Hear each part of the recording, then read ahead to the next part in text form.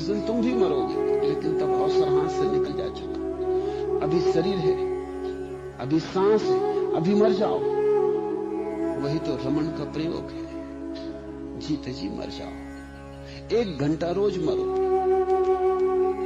1 घंटा मरने के लिए छोड़ दो। 23 घंटा काफी है जीने के लिए। 1 घंटा बिल्कुल मरण में उतर जाओ, छोड़ दो शरीर को मुर्दे की भांति। देखते रहो, सिर्फ साक्षी रहो, करता मत रहो। कुछ भी हो तुम बड़े हैरान होगे। पहले दिन तो बड़ी मुश्किल होगी। कहीं पैर कहेगा कि ठंड मालूम पड़ रही, कहीं कमर कहेगी कि दर्द मालूम पड़ रहा है, एक चींटी चढ़ रही।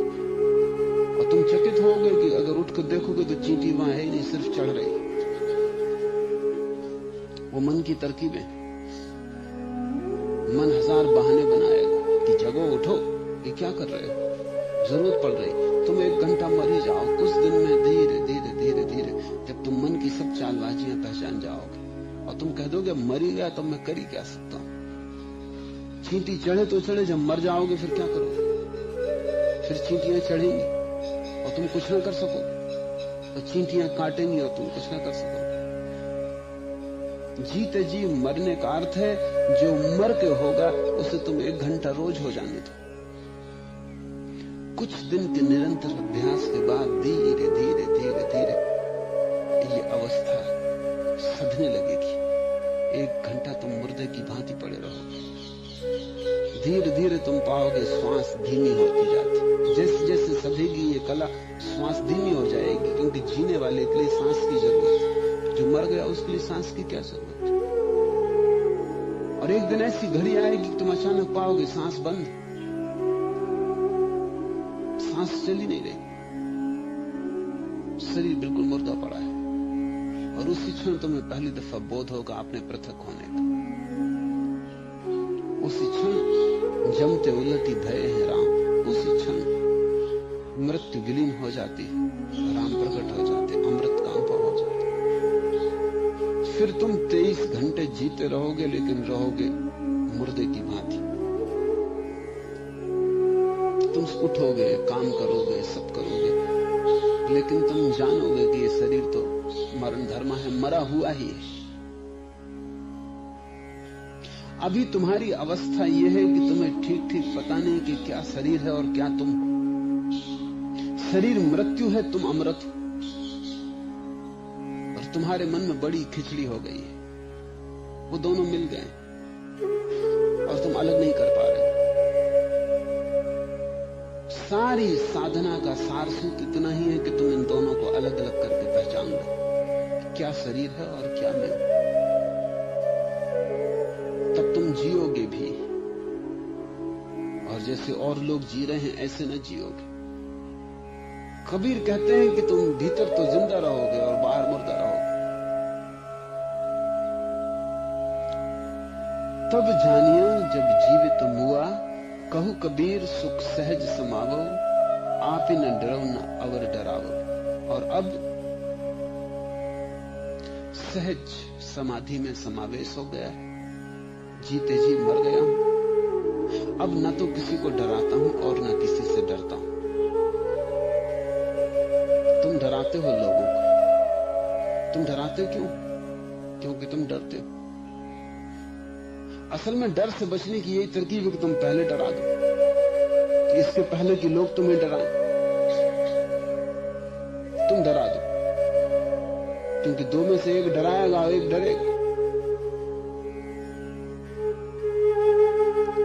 हम सब एक दूसरे को डराते, धमकाते, भयभीत करते। वो सिर्फ व्यवस्था है आत्मरक्षा की। वो भयभीत आदमी का ढंग है, क्योंकि वो जानता है कि अगर मैंने नहीं डराया तो दूसरा डराएगा। वो रक्षा का उपाय है। जब भी कोई आदमी तुम्हें डराए तब जान लेना कि वो खुद ही डरा हुआ है, उससे डरने की कोई जरूरत ही नहीं। वो डरा हुआ है इसलिए डरा रहा है। वो दया के योग्य। जो आदमी डरता नहीं वो किसी को डराता भी नहीं। वो न तो किसी का मालिक बनता और न किसी का गुलाम बनता। वो गुलाम और मालिक डराने वाला और डरने वाला दोनों के बाहर हो जाता। लेकिन ये आदमी और ही ढंग से जीता है, वो जीते जी मुर्दा हो जाता है। सब करता है जो करने योग्य है, लेकिन अब कर्ता का भाव नहीं रह जाता, अभिनेता हो जाता, अभिनय करता।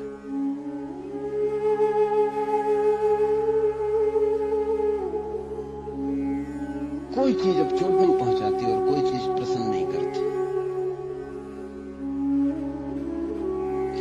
दो तल हो जाते हैं उसके जीवन के, बाहर कृत्य चलता रहता, भीतर साक्षी बना रहता। बाहर सब होता रहता है लेकिन खेल रह जाता। अब इसमें कोई गंभीरता न रही। वो ऐसे हो जाता है जैसे रामलीला के राम। सीता चोरी जाती हैं तो रोते भी हैं, आंसू भी बहाते हैं, चिल्लाते हैं जंगल में कि मेरी सीता कहां है।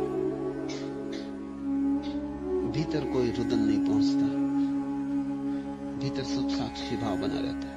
पर्दा गिरेगा, घर जाके विश्राम करेंगे। कोई रात सपने में सीता नहीं सताएगी। ये खेल और असली राम भी ऐसे ही थे। ये रामलीला झूठी नहीं, क्योंकि असली राम भी ऐसे ही थे, क्योंकि वो भी लीला ही थी। वहां भी सीता का चोरी जाना बाहर बाहर था,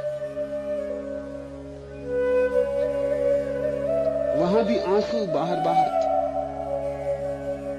तो वहां भी अभिनय था। इसलिए तो हम इसे रामलीला कहते हैं। वो लीला है, चरित्र नहीं, वो खेल। भीतर कुछ भी भिदता नहीं, सब बाहर बाहर रह जाता। ये संसार बाहर बाहर छूता है, भीतर नहीं पहुंचता। ये अर्थ है जीते जी मरे होने का। दुख भी होगा, कांटा चुभेगा तो पीड़ा भी होगी, लेकिन बस बाहर बाहर होगी। भीतर सब अछूता अस्पर्शित रह जाए।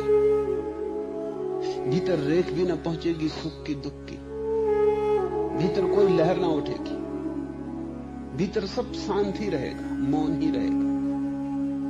भीतर सनातन और शाश्वत का आवास होगा, बाहर परिवर्तन चलते रहेंगे। धूप आएगी, सर्दी आएगी, दिन होगा, रात होगी, बुढ़ापा जवानी होगी, बाहर सब खेल होगा। भीतर कुछ भी ना होगा, भीतर एक सन्नाटा रहेगा, भीतर एक शून्य होगा, महाशून्य होगा, आकाश की भांति होगा। पक्षी उड़ जाएंगे, पद चिन्ह न छूटेंगे, आकाश कोरा का कोरा रहेगा, पृथ्वियां बनेंगी और मिटेंगी, आकाश में कोई इतिहास टंकित न होगा। युद्ध होंगे, शांतियां होंगी, आकाश में जरा सी भी खलल न पड़ेगी। भीतर आकाश जैसे हो जाओगे तो जीते जी मरने का अर्थ है। भीतर के आकाश को ही तुम जियोगे, बाहर की घटनाएं सपने हो जाएंगी। ऐसा भी नहीं कि तुम बाहर से छोड़ के भाग जाओगे, कबीर भागे नहीं। भागने की कोई जरूरत कहां है? जब भीतर तुम मुक्त हो गए, जीते जी मर गए, तो भागना कहां है? तुम जहां हो वहीं रहोगे। कबीर अपना कपड़ा बुनते रहे, कपड़ा बेचते रहे, पत्नी थी, बच्चा था, परिवार था, सब वैसा ही रहा। लेकिन कह कबीर तब जानिया, जब जीवित मुआ, सुख सहज समावो, आप न डरो न और डरावो। और अब न डरता हूं और न किसी को डराता हूं। अब भीतर अभय हो गया है, मृत्यु खो गई, अब भीतर राम। इस स्वर को थोड़ा अपने भीतर संभालने की कोशिश करो।